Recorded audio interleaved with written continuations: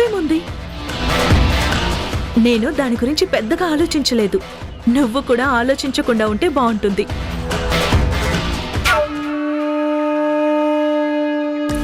అదేంటి, అగ్గిపుల్ల రంగదిద్దామని అనుకుంటే ఉఫ్ఫుమని ఊది ఆర్పేసింది.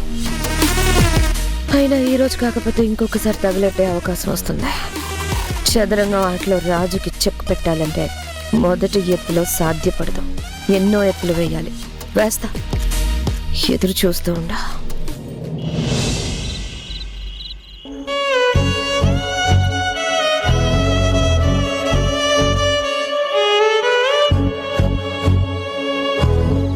నిన్నొక ఇంటర్వ్యూకి వెళ్ళాను. నా సర్టిఫికెట్ చూసి, నా క్వాలిఫికేషన్ చూసి ఉద్యోగం ఇవ్వడానికి సిద్ధపడ్డారు. అంతలోనే వాళ్లకు ఫోన్ కాల్ వచ్చింది. ఆ ఫోన్ మాట్లాడి పోలీస్ స్టేషన్కి వెళ్ళొచ్చిన నీకు ఉద్యోగం ఇవ్వలేమని చెప్పి పంపించేశారు.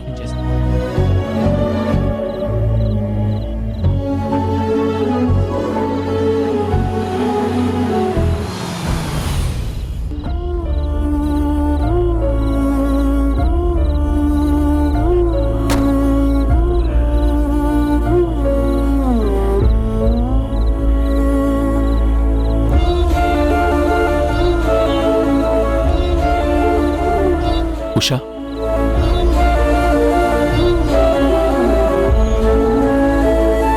ఏంటి ఉషా, ఇంకా పడుకోలేదా? నిద్ర రావడం లేదు బావగారు. ఒక మనిషికి నిద్ర ఎప్పుడు రాదో తెలుసా? అయితే సంతోషంలో అయినా ఉండాలి, లేకపోతే బాధలో అయినా ఉండాలి. నువ్విప్పుడు అంత సంతోషపడే విషయం అయితే ఏదీ జరగలేదు. అంటే ఏదో బాధలో ఉన్నావు, దాని గురించే ఆలోచిస్తున్నావు, అంతేనా? మీరు చెప్పింది నిజమే బావగారు. ఏమైంది ఉషా? అన్నయ్య ఉద్యోగం కోసం చాలా చోట్ల ట్రై చేస్తున్నారు, కానీ ఎక్కడ దొరకడం లేదు. అదేంటి? మీ అన్నయ్యకి మంచి క్వాలిఫికేషన్ ఉంది, క్యారెక్టర్ కూడా చాలా మంచిది. అలాంటప్పుడు ఉద్యోగం ఎందుకు రావట్లేదు? వ్యక్తిత్వం ఎంత గొప్పదైనా అయ్యుండొచ్చు, కానీ దాని మీద ఒక్కసారి మచ్చపడ్డాక తొడవడం చాలా కష్టం కదా బావగారు. అంటే గతంలో జరిగిన విషయాలు అన్నయ్యని ఇంకా వెంటాడుతున్నాయి. అన్నయ్యని ఇంకా దోషిగానే ప్రపంచానికి చూపిస్తున్నాయి.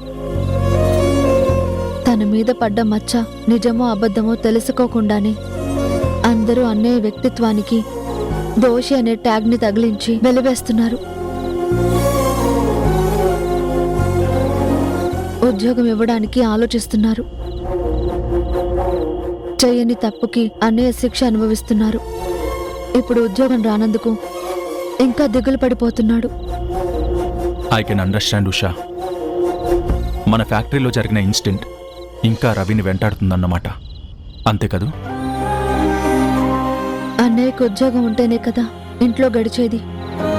నాన్నగారికి పెద్ద ఆదాయం లేదు, అమ్మకు ఆరోగ్యం బాగోటం లేదు, అన్నయ్యకేమో ఉద్యోగం దొరకడం లేదు.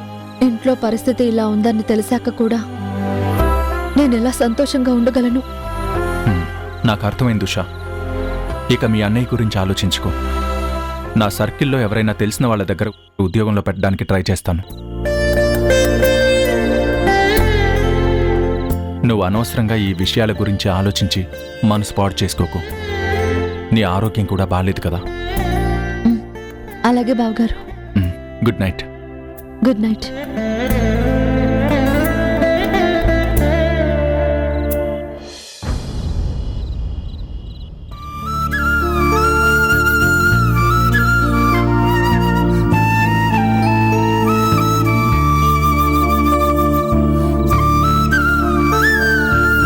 హాయ్ హారిక.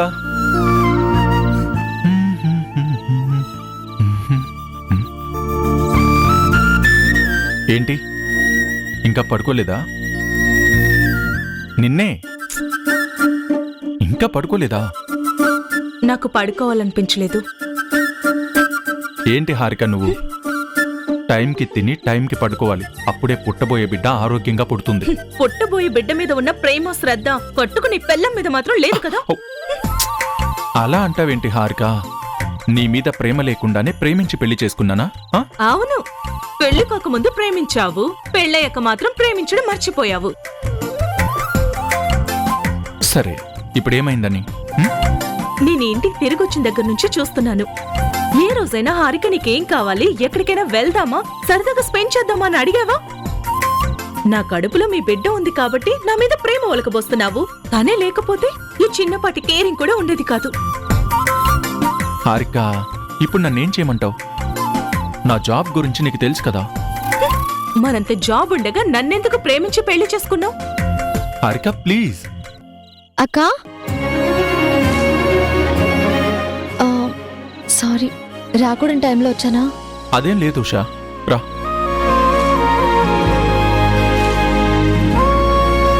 అక్క, నీకోసం జ్యూస్ తీసుకొచ్చాను. నాకిప్పుడు తాగాలని లేదు ఉషా.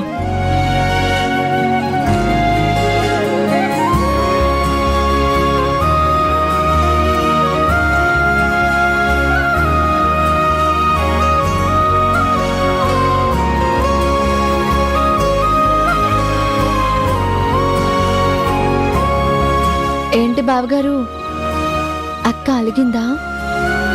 మామూలుగా కాదు, ఒక లెవెల్లో అలిగింది.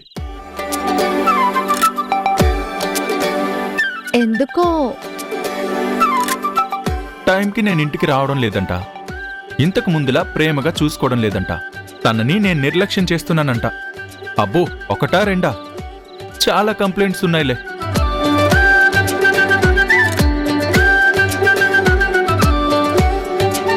అవును, ఇలాంటి విషయాలైతే హారిక అక్కకి అడిగే హక్కు ఖచ్చితంగా ఉంటుంది. ఏంటి ఉషా, నువ్వు కూడానా? అవును బావగారు, భార్యలు చెప్పింది భర్తలు వినకపోతే భార్యలు ఇలాగే అలుగుతారు. ఎన్ని రోజులు విడివిడిగా ఉన్నారు కదా, ఈ విషయం మీకు అందుకే పెద్దగా అర్థం కాలేదు.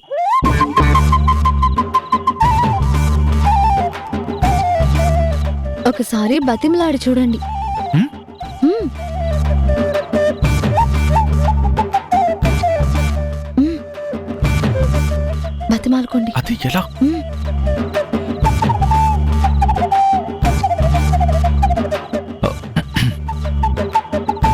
హారిక,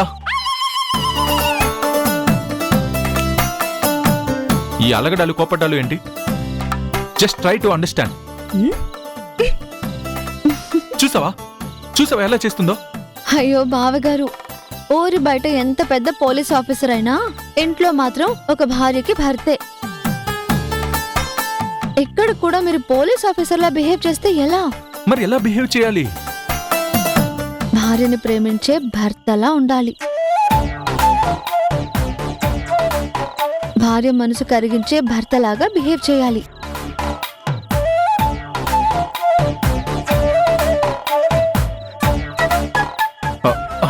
సరే, ఇప్పుడు నన్ను ఏం చేయమంటావు? ఏం చేస్తారు? అక్కని బుజ్జగించాలి. కోపం తగ్గే వరకు బతిమాలుతూనే ఉండాలి. తప్పదా? శ్రీకృష్ణుడంతటి వాడికే తప్పలేదు. సత్యభామ కాళ్ళు పట్టుకున్నాడు. మనమెంత బావగారు? లేట్ చేయకుండా సారీ చెప్పండి. ఓ, మీరు లేడీస్ కదా, లేడీస్ ఒకటే పార్టీ. సరే, ఏం చేస్తాం? తప్పుతుందా? ఉఫ్.